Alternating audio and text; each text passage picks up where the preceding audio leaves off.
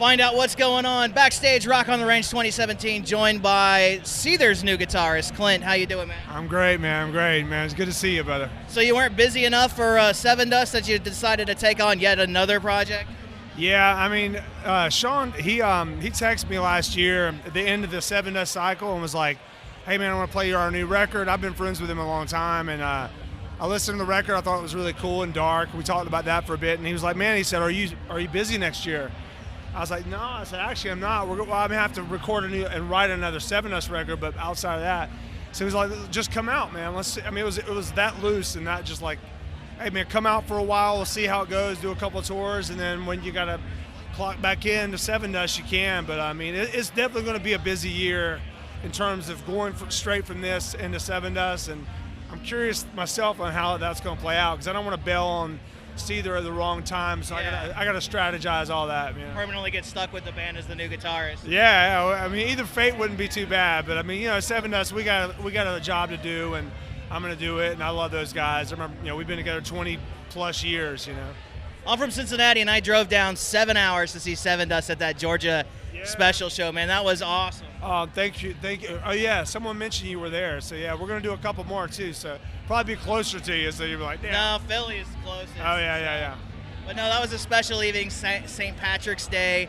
Did you have a few beers after the show? I don't drink, man. Okay, I drank my quota, but by the time around 2007 was my last drink, so I drank a lot up until then. Yeah. How'd you celebrate then? I celebrate just living, man. I mean, I don't, my way of celebrating is a lot different, man. I don't have to have any kind of drink to do it. I'm just happy, man. I almost died doing all that stuff, man. Yeah. So yeah. For me, it's I just celebrate every day I wake up, man. So what kind of hobbies do you do on the road other than partying now since you've switched over? Yeah, well, I mean, I was like really, I was out of my mind before when I drank. So now I'm more in the fitness stuff. I do a lot of CrossFit stuff. I do a lot of riding. I walk around and just see stuff, man. Like things we've been to these cities a million times, and now for the first time I'm actually seeing what the city's like. So. You're not sleeping until 2 o'clock. Exactly. Yeah. I got kids now, man. They take a lot of my time up. What's the hardest Seether song for you to learn? What was the hardest Seether song for you to learn? I tell you what, they're all pretty easy, but you know what I mean? But that's what makes them great. They're simple. They don't overthink stuff like a lot of bands do, but one thing that I had trouble with is the finger picking in Broken. That's the acoustic song. I'm not a good finger picker. And last night I shanked the song really hard at the very beginning. And it's like my Achilles heel, man. It's a hard area for me on guitar. But now it makes me want to really become a better finger picker. So I host a local show Sunday nights, Native Noise on EBN.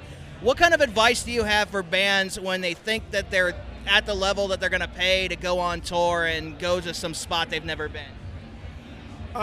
In terms of what kind of advice, like what for bands that are paying on to?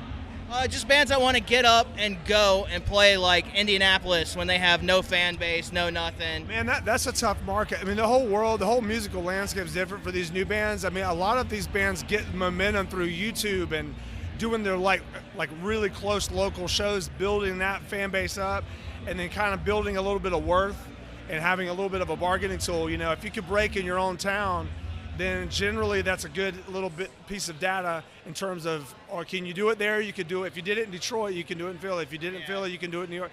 So I mean, my advice is break ground in your hometown, or at least that 100-mile, 200-mile radius. And see what you do. And it's a hustle like no other, man. I have it for any band that's new trying to break in.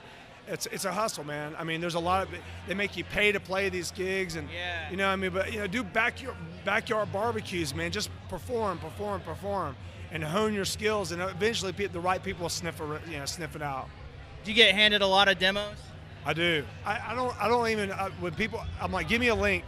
That's like the new thing. Like, give me a thumb drive. Give me like a card with access to your music. I mean, a CD. I'm like, don't give me a CD.